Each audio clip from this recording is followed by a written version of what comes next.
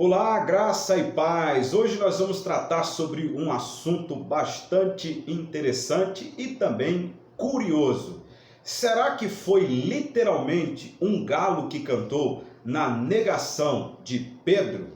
Mateus capítulo de número 26, versículo de número 34 diz: E disse-lhe Jesus: em verdade te digo, que antes que o galo cante, 3 vezes tu me negarás.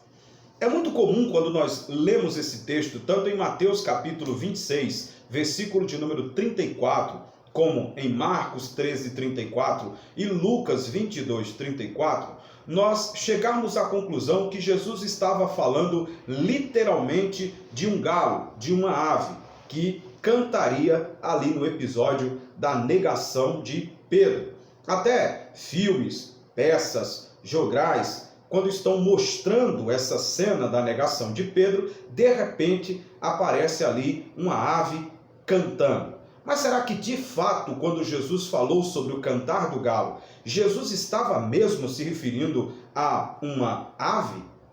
Uma coisa que nós precisamos destacar é que a lei de Moisés, ali em Levítico capítulo de número 11, não proibia o galo como alimento. Ele podia ser consumido como alimento normalmente, sem nenhuma proibição.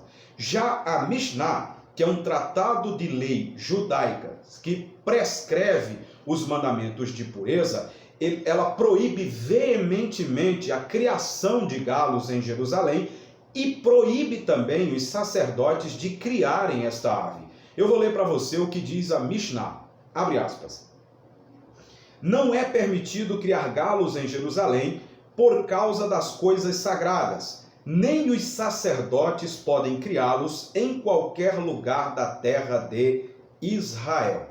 Perceba que a Mishnah está proibindo a criação dessa ave ali nos limites de Jerusalém e também proibindo os sacerdotes de criá-los. Por isso fica difícil acreditarmos que literalmente um galo cantou no episódio da negação de Pedro, visto que ali aonde Pedro estava era a casa do sumo sacerdote. E como vimos, era proibido o sumo sacerdote criar galos. Então, se não era uma ave, um galo literalmente, então o que era?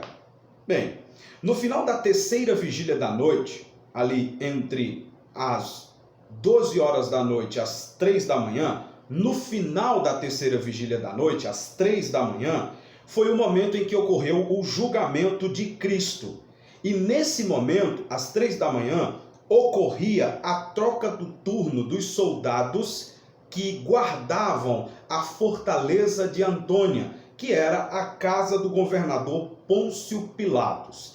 E essa troca de turno dos soldados, ela era conhecida como galacinium em latim, que significa o cantar do galo. Em grego a expressão é alektorofonia, o cantar do galo. Então preste atenção, quando havia a troca do turno desses soldados, às 3 horas da manhã, aquele horário era conhecido como o cantar do galo, porque havia essa trombeta chamada galacinium, que ao ser tocada anunciava a troca do turno dos soldados. Então, quando Jesus está falando para Pedro, antes que o galo cante, 3 vezes tu me negarás, Jesus não está se referindo literalmente a uma ave, mas Jesus está falando a respeito do toque da trombeta, do galacínio, do alektorofonia em grego, que era o cantar do galo que anunciava a troca de turno desses soldados. Isso é tão possível de provar no texto bíblico que Jesus se refere ao cantar do galo como um horário conhecido ali em Jerusalém. Veja Marcos capítulo 13, versículo de número 35. Olha o que Jesus diz. Vigiai, pois, porque não sabeis quando virá o Senhor da casa, se à tarde, se à meia-noite, se ao cantar do galo ou se pela manhã. Então perceba que Jesus cita aqui o cantar do galo como um horário conhecido durante as noites ali em Jerusalém. Horário esse conhecido pelo toque dessa trombeta, em latim chamado galacínio, em grego chamado alectorofonia, que traduzindo para o português significa o cantar do galo. Então Jesus não estava se referindo a uma ave, Jesus estava se referindo ao toque dessa trombeta, quando disse a Pedro que antes que o galo cante, 3 vezes Pedro iria o negar.